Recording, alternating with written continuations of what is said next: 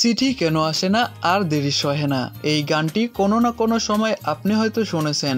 এমন অনেক গানে সমৃদ্ধ হয়েছে বাংলা সিনেমার গানের ভান্ডার। হঠাৎ করে সেই গান কেন আলোচনায়? ডিজিটাল অ্যাপের নাম পরিচয় গোপন রেখে চিঠি লিখেছেন অনেকেই।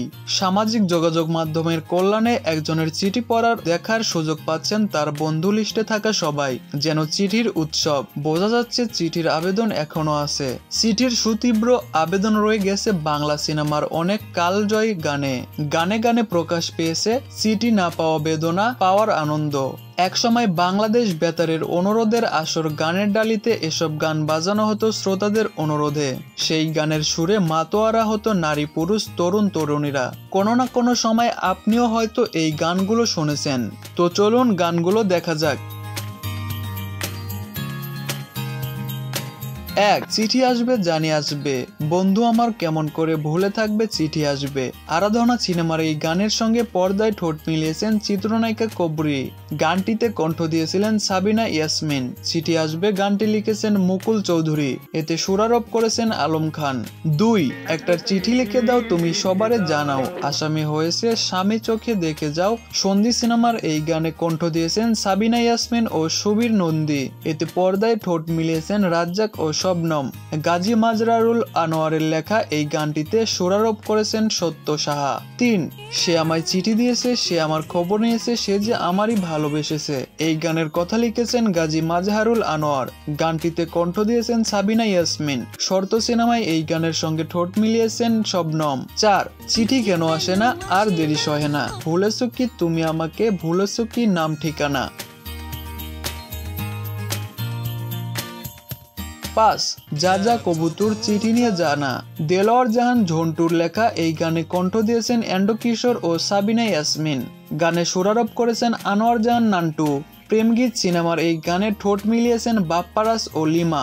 6. চিঠি লিখেছে বউ আমার ভাঙ্গা ভাঙ্গা হাতে, এই গানটি লিখেছেন এবং সুরারোপ করেছেন আহমেদ ইমতিয়াজ বুলবুল। বাংলার বউ সিনেমার এই গানে কণ্ঠ দিয়েছেন মনির এবং সোনিয়া। গানে ঠোঁট মিলিয়েছেন ফেরদৌস ও মৌসুমী। 7. ভালো আছি ভালো থেকো, আকাশের ঠিকানায় চিঠি লিখো। এন্ডো কিশোর ও কনক চাপা দত্ত কণ্ঠে গাওয়া এই গানটিতে পর্দায় ঠোঁট মিলিয়েছেন সালমান শাহ ও শাবনূর। তোমাকেই চাই সিনেমার এই গানটি লিখেছেন রবিরুদ্র মোহাম্মদ শহীদুল্লাহ। এতে সুরারোপ করেছেন আহমেদ ইমতিয়াজ বুলবুল। 8. চিঠি লিখলাম ও লিখলাম তোমাকে, পরে জবাব দিও গো আমাকে।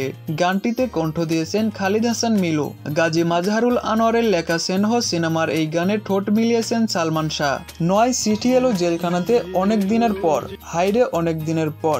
সত্যের মৃত্যু নেই সিনেমার এই গানে কণ্ঠ দিয়েছেন আব্দুল মান্নান রানা। এটি লিখেছেন মাসুদ করিম। আলাউদ্দিন আলীর সুর করা দর্শক শ্রোতাদের মন বেদনায় ভরে দেওয়া এই গানে ঠোঁট মিলিয়েছেন সালমান শাহ।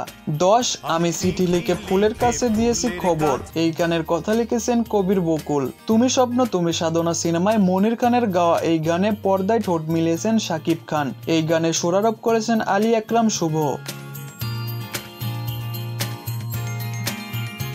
বিশেষভাবে মনে করা যেতে পারে চিঠি দিও প্রতিদিন চিঠি দিও গানটি।